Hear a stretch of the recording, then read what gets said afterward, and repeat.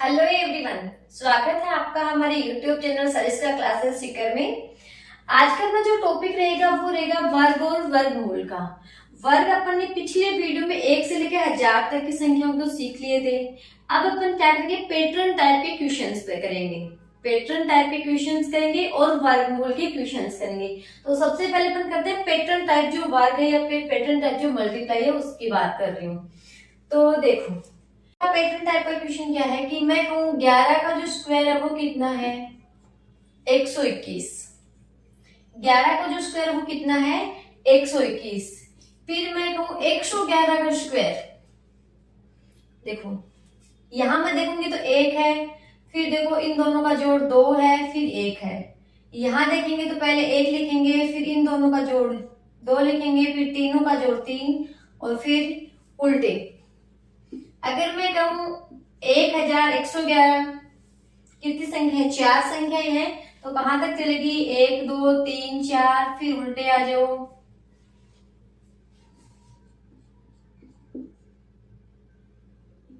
अब मैं कहूं 10,111, देखो कितनी संख्या, 5 संख्याएं हैं, तो 5 तक चलेंगे, फिर वापस उल्टे शुरू।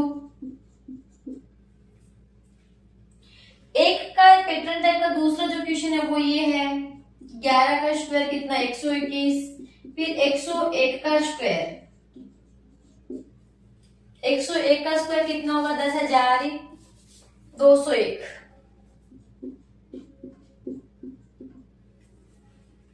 10,101 का स्क्वायर निकालेंगे तो देखो यहाँ कितना था, 2 था, यहाँ कितना है, 3 है, तो 1 0 2 0 3 0 2 0 1।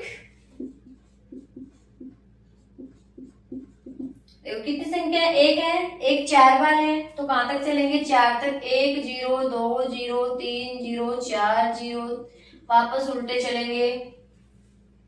ठीक है, अगर मान लो मैं कहूं 1 5 बार है, तो पहले कहां तक चलेंगे, 5 तक चलेंगे, फिर वापस उल्टे।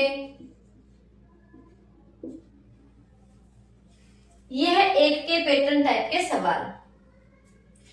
अब मैं बात करूंगी किसके, 3 के पैटर्न टाइप के सवाल की। 9801। अब इनका पैटर्न बनाना है, 33 का स्क्वायर है, अब करेंगे 333 का स्क्वायर। 333 का स्क्वायर, तो देखना पहला अक्षर और तीसरा अक्षर है, पहला अक्षर और तीसरा अक्षर इनको क्या कर देंगे, रिपीट कर देंगे। तो 1 आ गया 2 बार, 0 1 रहेगा, 8 भी 2 बार, 9 1 बार। अगर देखो 3333 का स्क्वायर निकालें, तो अब देखो 1 कितनी बार कर दूं, 3 बार कर दूं। 8 को भी रिपीट करना है, 8 3 बार और 9 1 बार। 33,333, तो 1 कितनी बार कर देते हैं, 4 बार कर देते हैं। 1 को किया 4 बार, 0 फिक्स है। 8 कितनी बार होगा, 4 बार होगा। 9 फिक्स है।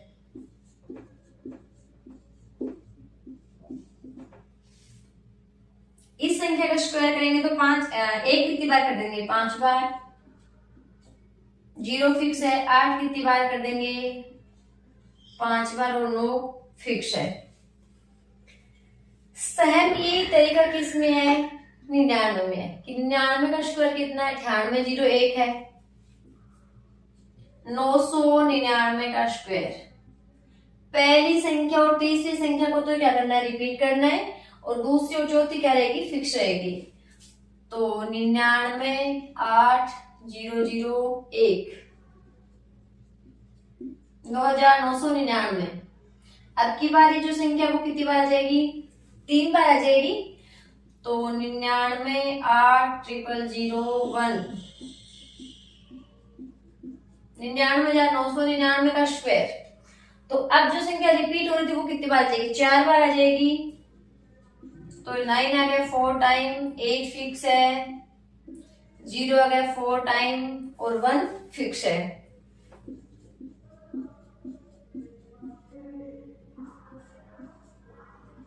अब 9 कितने टाइम आएगा, 5 टाइम आएगा। 0 भी कितने टाइम, 5 टाइम। 8 और 1 क्या है, फिक्स है, तो ये इनका स्क्वायर है। ठीक है, ये है पैटर्न टाइप के क्वेश्चंस। 1 का हो गया, 3 का हो गया और 9 का हो गया।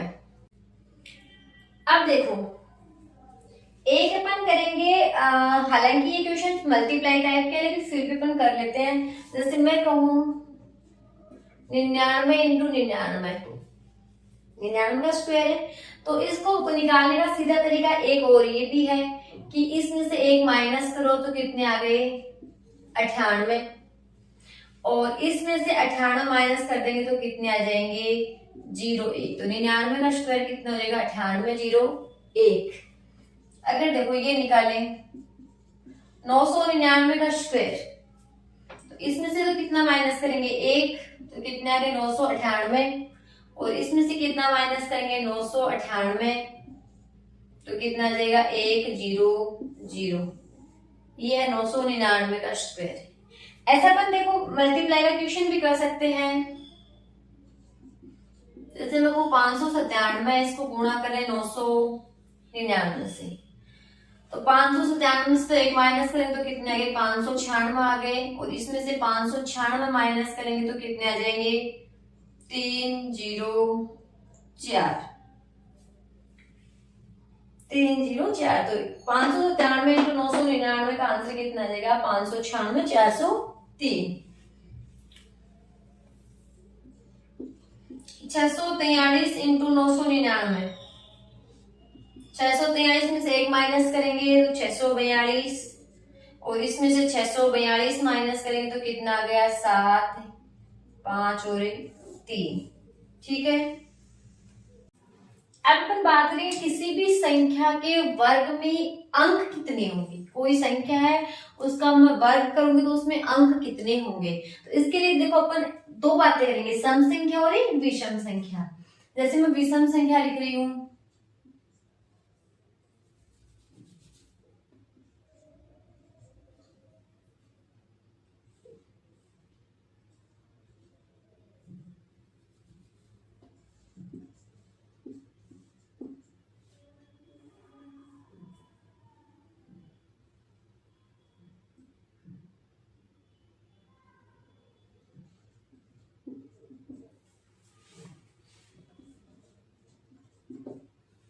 देखो 3 का स्क्वायर 9, 8 का स्क्वायर 64, 144,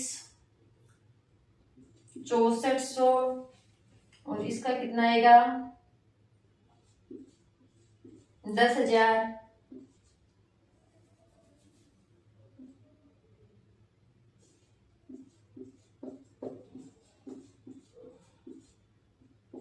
ठीक है, तो ये 1 गया, 3 आया है, यहाँ 5 अक्षर आए हैं, यानी ये क्या आए हैं, विषम अंक आए हैं। तो विषम अंक कैसे आए देखो,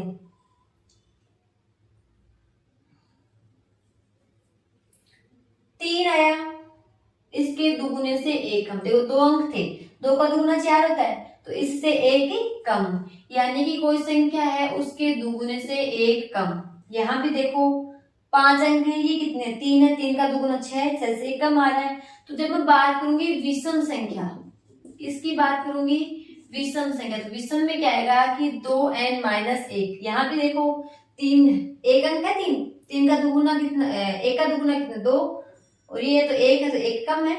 तो जब भी विषम संख्या का वर्ग करेंगे, जब भी किसी संख्या का वर्ग करेंगे तो उसमें अंक आएंगे 2n-1। सम अंक आ रहे हैं उसको देखो 2, 4, 6, यानी ये 1 अंक था, इसका 2 आया, 2 अंक के 4 आए, और 3 अंक के 6 आए। जब सम अंक आते हैं तो वो कैसे आते हैं, 2n। एक बात तो क्लियर हो गई कि किसी भी संख्या का वर्ग करेंगे, किसी भी संख्या का वर्ग में अंकों की संख्या, किसी भी संख्या के वर्ग में अंकों की संख्या या तो क्या होगी 2n-1 होगी, या फिर क्या होगी 2n होगी।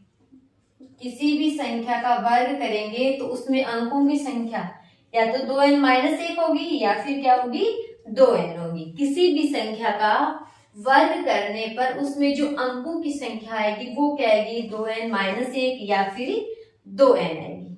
ठीक है, जैसे मैं आपसे ये कहूं कि कोई संख्या है उसमें अंक कितने हैं, 9 है, संख्या में अंक कितने हैं, 9 है, तो उसका वर्ग अगर अपन करेंगे, उसका वर्ग अपन करेंगे तो वर्ग में अंकों की संख्या क्या क्या हो सकती है, 9 अंकों की संख्या है। कितने अंकों की संख्या है, 9 अंकों की संख्या है। अब मुझे यही नहीं पता कि 9 अंक कौन कौन से हैं, तो वर्ग करने तो अपन कर ही नहीं सकते, संख्या का पता नहीं है। अगले तो ये कहा कि सवाल लिख रही हूं मैं कि 9 अंकों की संख्या के वर्ग में अंकों की संख्या होगी, अंकों की संख्या होगी, क्या क्या हो सकती है, 9 अंकों की एक संख्या है, उसका वर्ग करेंगे तो वर्ग करने पर जो वर्ग संख्या है उसमें अंक कितने कितने हो सकते हैं। तो एक तो क्या है 2n-1 या क्या होगा 2n होगा, तो 2n-1 का मतलब 2 इंटू 9-1 यानी 18-1 या तो 17 होंगे। 2n कितने अंक है, 2 है तो 9 दूनी 18, या तो 17 अंक होंगे या फिर कितने अंक होंगे, 18 अंक होंगे। मान लो और बड़ी संख्या दी, मैंने कहा 15 अंकों की एक संख्या है, 15 अंकों की एक संख्या है, उसके वर्ग में कितने अंक होंगे, तो 15 दूनी 30, 2n का मतलब 15 दूनी 30, एक तो 30 हो गया, एक 30 से एक कम यानी 29 हो गया। तो 15 अंकों की संख्या का वर्ग करेंगे तो उसमें अंकों की जो संख्या आएगी वो तो या तो आएगी 29 या फिर क्या आएगी 30। ठीक है, अब हम बात करेंगे किसी भी संख्या के वर्गमूल में, किसी संख्या के वर्गमूल में अंकों की संख्या, वर्गमूल में अंकों की संख्या, कि अगर मैं कोई संख्या उसका वर्गमूल निकालूंगी तो कितने अंक आएंगे। तो सिंपल सा है, जैसे मैं बात करूं कि 144 है, इसका वर्गमूल कितना आया, 12 है। 144 का वर्गमूल कितना है, 12 है। फिर 1600 का वर्गमूल कितना है, 40 है। तो ये विषम संख्या ये सम संख्या, ठीक है, विषम और सम से करेंगे। तो मुझे ऐसा लग रहा है ये 2 आया, ये कितने अंक आए, 2 अंक आए। 2 का डबल कितना होता है, 4, यानी कि डबल में से एक कम है, डबल में से एक कम है। तो जब मैं वर्गमूल में अंकों की संख्या लिखूंगी तो विषम संख्या की जब बात करूंगी तो क्या है कि जितने अंक हैं उसमें एक जोड़ के 2 भाग दे दो, वो आएगी अंकों की संख्या। जब मैं बात करूंगी किसकी, विषम संख्या के वर्गमूल में अंकों की संख्या, विषम संख्या के वर्गमूल में अंकों की संख्या, तो जितने अंक हैं उसमें एक जोड़ो, 2 का भाग दे दो, ठीक है। फिर मैं कहूं सम संख्या की बात, कि सम संख्या के वर्गमूल में अंकों की संख्या, तो देखो 4 है, 4 का आधा 2, तो सीधा सीधा कितना हो जाएगा, आधा। मैं आपको ये कहूं कि कोई संख्या है उसके अंक कितने हैं, 11 है, कोई संख्या है उसके अंक कितने हैं, 11 है, तो इसके वर्गमूल में कितने अंक आएंगे, वर्गमूल में जो संख्या आएगी वो कितने अंक की आएगी। कोई संख्या है उसमें 11 अंक है, कितने अंक है, 11 अंक है, इसका वर्गमूल निकालेंगे तो कितने अंक आएंगे, 11 कौन है, विषम है, एक जोड़ो 12, और 12 में 2 का भाग 6 बार, तो कितना आ जाएगा, 6 अंक।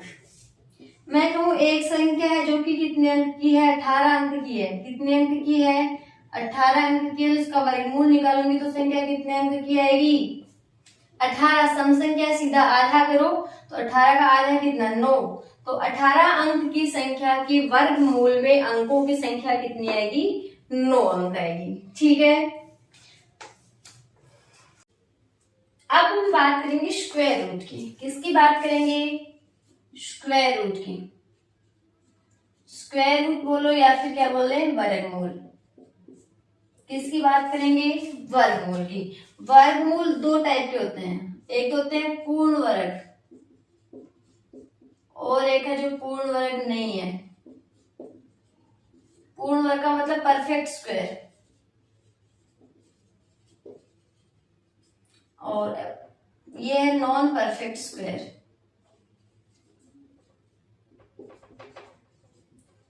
अब मैं आपसे एक बात पूछूं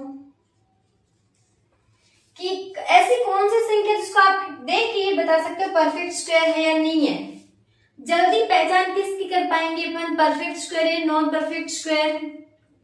जल्दी पहचान हमेशा किसकी कर पाएंगे अपन, नॉन परफेक्ट स्क्वायर की। किसकी कर पाएंगे, नॉन परफेक्ट स्क्वायर की। नॉन परफेक्ट स्क्वायर की पहचान कैसे करेंगे कि कुछ इसके पॉइंट्स होंगे, उन पॉइंट्स को देख के अपन सीधा कहेंगे कि ये संख्या परफेक्ट स्क्वायर है, ये संख्या नॉन परफेक्ट स्क्वायर है। सीधा देख के कुछ ऐसे पॉइंट्स सीखेंगे अपन कि उन पॉइंट्स के जरिए अपन ये पता लगाएंगे कि ये संख्या नॉन परफेक्ट स्क्वायर नहीं है। ठीक है, तो उसके लिए कुछ पॉइंट्स हैं। तो सबसे पहला जो पॉइंट है नॉन परफेक्ट स्क्वायर का,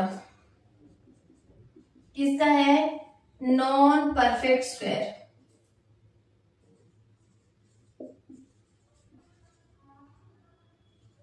नॉन परफेक्ट स्क्वायर मतलब पूर्ण वर्ग नहीं है या अपूर्ण वर्ग।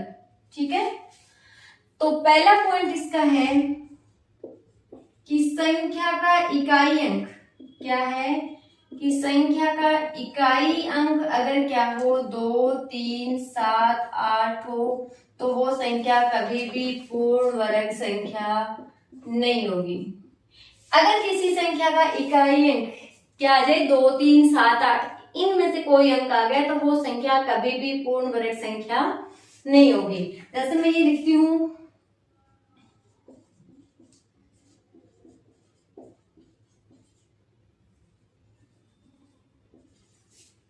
इकाई अंक क्या है, 8 है, तो ये संख्या किसी भी कंडीशन में पूर्ण वर्ग संख्या नहीं होगी। यानी कि किसी भी संख्या का इकाई अंक अगर इन चारों में से आ गया 2, 3, 7, 8 तो वो संख्या कभी भी पूर्ण वर्ग संख्या नहीं होगी। दूसरा पॉइंट,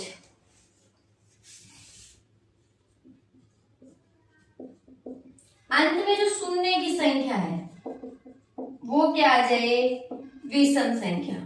अंत में जो शून्य की संख्या वो क्या आ जाए, विषम संख्या, तो पूर्ण वर्ग नहीं होगी। कैसे, जैसे मैं ये कहूं 324 000, 3 0 है, हालांकि 324 पूर्ण वर्ग संख्या है लेकिन 000 तो ये संख्या पूर्ण वर्ग नहीं होगी।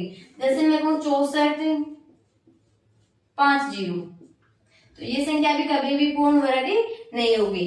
यानी कि किसी भी संख्या के अंत में क्या आ जाए, 3 0 आ जाए, 1 0 आ जाए, 5 0 आ जाए, 7 0 आ जाए, जीरो की संख्या किसमें आ जाए, विषम संख्या में, तो वो संख्या भी क्या नहीं होगी, पूर्ण वर्ग संख्या नहीं होगी। तीसरा पॉइंट अपना है डिजिटल सम। डिजिटल सम अगर क्या आ जाए 2, 3, 5, 6, 8, डिजिटल सम क्या आ जाए 2, 3, 5, 6, 8 तो वो संख्या पूर्ण वर्ग संख्या नहीं होगी। जैसे एग्जांपल में ले रही हूं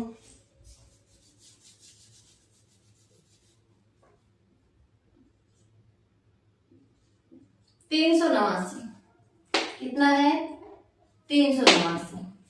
डिजिटल सम का मतलब क्या है, देखो अंकों को जोड़ो, 8 3 11, 8 3 11, 11 और 9 20, अभी भी 2 अंक की संख्या है तो 2 और 0 कितने आ गए 2। डिजिटल सम कितना है 2, 2 है तो पूर्ण वर्ग नहीं है। जैसे मैं ये लिखूं 361, 6 3 9 और 1 10, 6 3 9 और 1 10, 10 में 1 और 0 को जोड़ेंगे तो कितना आ गया 1, कितना आ गया 1, 1 तो इनमें नहीं है तो ये संख्या क्या होगी, पूर्ण वर्ग संख्या होगी, जबकि ये संख्या पूर्ण वर्ग संख्या नहीं होगी। चौथा पॉइंट अपना है कि अगर इकाई अंक क्या हो, इकाई अंक क्या हो 6 हो और 6 से पहले, देखो ये 6 है, 6 से पहले अगर क्या आ गई सम संख्या, क्या आ गई सम संख्या। इकाई अंक क्या है 6 है और 6 से पहले क्या आ गई सम संख्या। इकाई अंक 6 है, इकाई अंक 6 है और 6 से पहले क्या आ गई सम संख्या, तो वो संख्या कभी भी पूर्ण वर्ग संख्या नहीं होगी। जैसे मैं ये लिखूं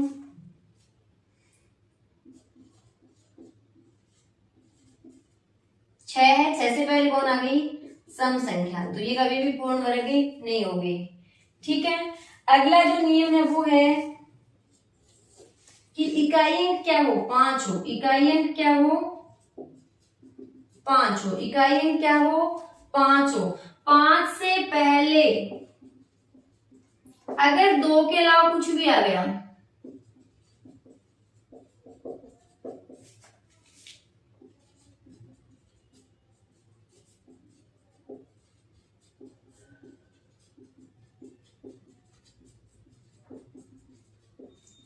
दो के अलावा कुछ भी आ गया तो वह पूर्ण वर्ग संख्या नहीं है। इकाई अंक 5 है, उससे पहले हमेशा 2 ही आएगा। अगर 2 के अलावा कोई भी संख्या आ गई तो 100% क्या है? पूर्ण वर्ग संख्या नहीं है। ठीक है, कि लास्ट के 2 डिजिट, लास्ट के 2 डिजिट है, अगर उनमें 1 से 24 तक के वर्ग की संख्या है, 1 से 24 तक के वर्ग की संख्या नहीं हो,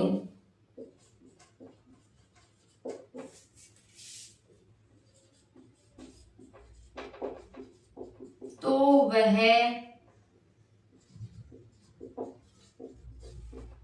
पूर्ण वर्ग संख्या नहीं होगी। जैसे मैं एग्जांपल ले रही हूं,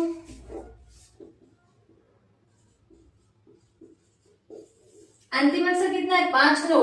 तो 1 से 24 तक के वर्ग में 5 9 किसी का भी अंतिम 2 अक्षर नहीं है। 1 से 24 तक अपन क्या करेंगे? वर्ग देखेंगे तो उसमें अंतिम 2 अक्षर 5 9 किसी का भी नहीं होगा, तो ये संख्या कभी भी पूर्ण वर्ग संख्या नहीं होगी। देखो अपने पास 6 नियम हो गए।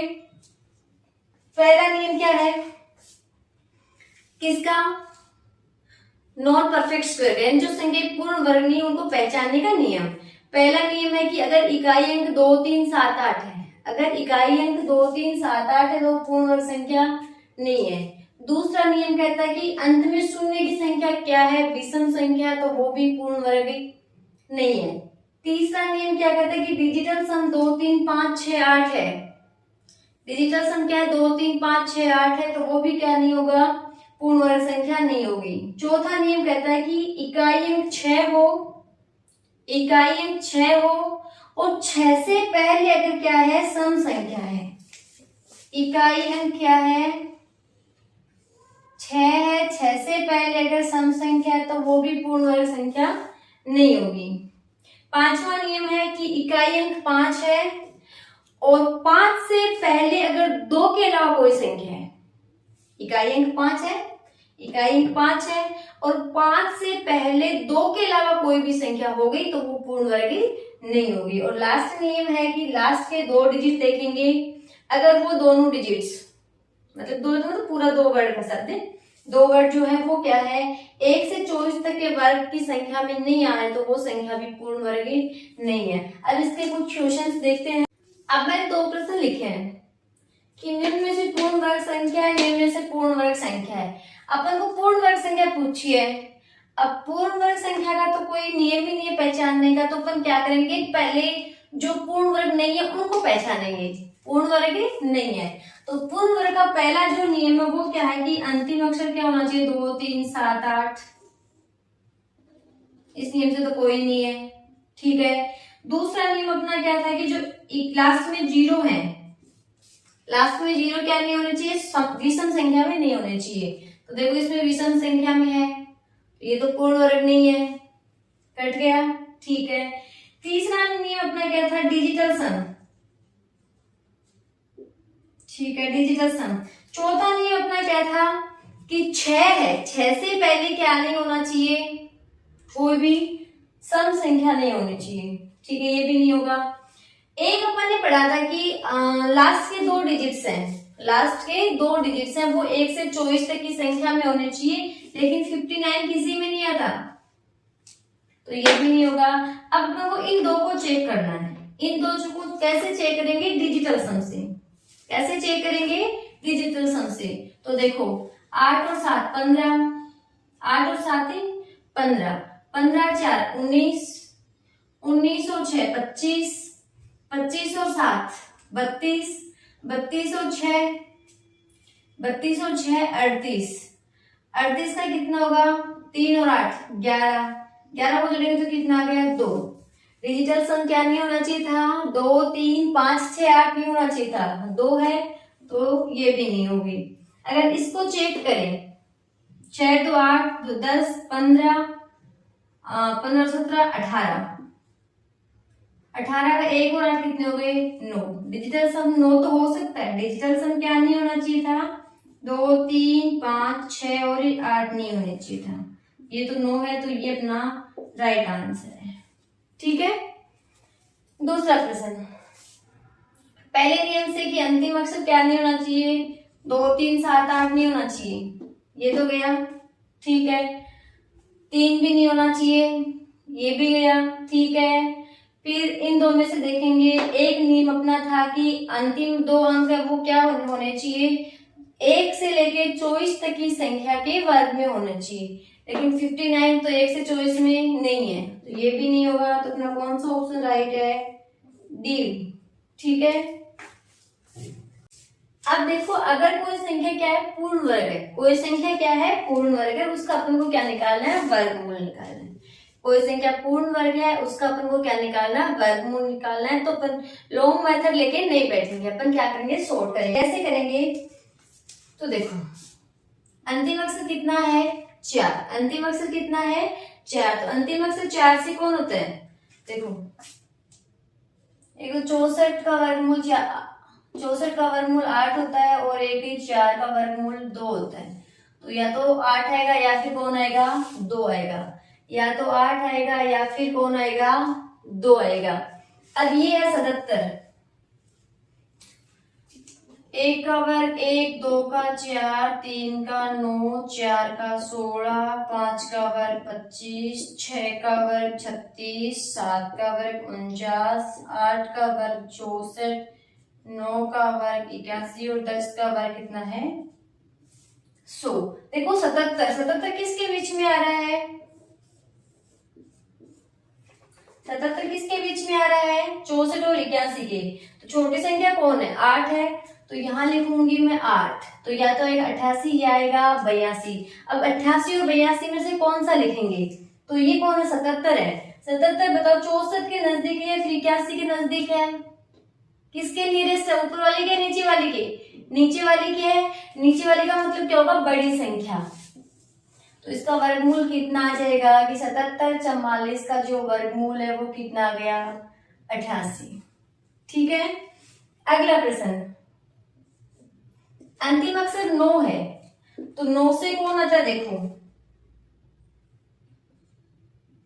या तो 3 आएगा या फिर क्या आएगा 7 आएगा, या तो अंतिम अक्षर क्या आएगा 3 आएगा या अंतिम अक्षर क्या आएगा 7 आएगा। ठीक है। फिर देखो इन दो अक्षर को छोड़ा 86, 86 आएगा 9 और 100 के बीच में, 86 कहाँ आएगा 9 और 10 के बीच में, 9 और 10 के बीच में। तो छोटी संख्या 9 है तो ये लिखा अपन ने 9। अब इन दोनों में से कौन आएगा 86 है, देखो 86 81 के नजदीक है या फिर 100 के नजदीक है, 81 के नियरेस्ट है, तो 81 का मतलब ऊपर वाले की यानी छोटी संख्या के नियरेस्ट है, तो इसका वर्गमूल कितना आ जाएगा 93। छोटी संख्या के नियरेस्ट है तो छोटी संख्या लिख देंगे, अगर नीचे वाले के नियरेस्ट होता तो बड़ी वाली संख्या लिख देते। अगला प्रश्न देखो, अंतिम अक्षर कितना है 1 है, अंतिम अक्षर 1 से या तो 1 होगा या फिर क्या होगा 9 होगा। अंतिम अक्षर 1 से या तो 1 होगा वर्गमूल या फिर क्या होगा 9 होगा, तो या तो 1 होगा या फिर कौन होगा 9 होगा। ठीक है। 285 देखो 2 अक्षर छोड़ने के बाद क्या बचा 285, तो 17 का स्क्वायर 289, 16 का स्क्वायर 256, तो किसके बीच में है 16 और 17 के बीच में, किसके बीच में है 285 16 और 17 के बीच में है, तो छोटी संख्या कौन होती है 16।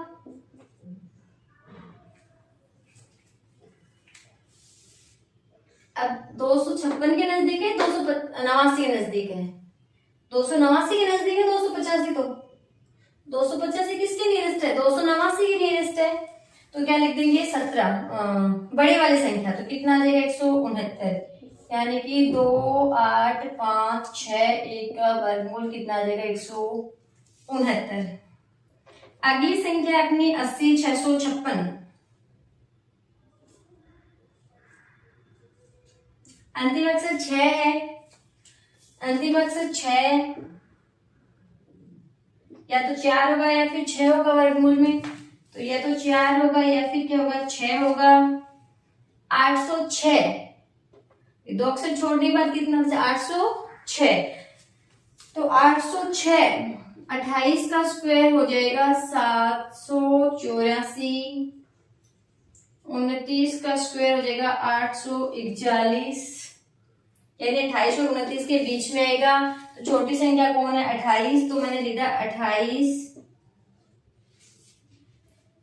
अब 806 है वो 784 के नियरेस्ट है या फिर 741 के, 806 है वो 784 के नियरेस्ट है या फिर 841 के, किसके नियरेस्ट है 841 के, यानी कि बड़ी संख्या के नियरेस्ट है। तो इन दोनों में बड़ी कौन है 286, तो ये संख्या इसका वर्गमूल कितना हो जाएगा 286, यानी 80 656 का वर्गमूल कितना 286। लास्ट संख्या, पीछे के 2 अक्षर लिए, अंतिम अक्षर कितना है 6 है, अंतिम अक्षर 6 से या तो आएगा 4 या फिर क्या आएगा 6 आएगा, तो या तो आएगा 4 या फिर क्या आएगा 6। 510 बचा है, कितना है 510, तो 510 किसके बीच में आता है 23 का 529, 22 और 23 के बीच में, 22 का स्क्वायर कितना होता है 484, 23 का स्क्वायर कितना होता है 529, इन दोनों के बीच में आएगा 510। छोटी संख्या कौन है 22, तो कितना लिखेंगे 22। अब इन दोनों में से कैसे डिफरेंस करेंगे कौन सी संख्या है, तो 510 इसके नजदीक है फिर इसके नजदीक है, 510 किसके नजदीक है 529 के नजदीक है, यानी कि बड़ी वाली संख्या के नजदीक है। तो बड़ी वाली संख्या कौन सी 226, तो ये जो अपना संख्या 510 छिहत्तर इसका वर्गमूल कितना आ जाएगा 226। मिलते हैं नेक्स्ट वीडियो में आगे के पॉइंट्स के साथ, तब तक के लिए बने रहिए। बाय।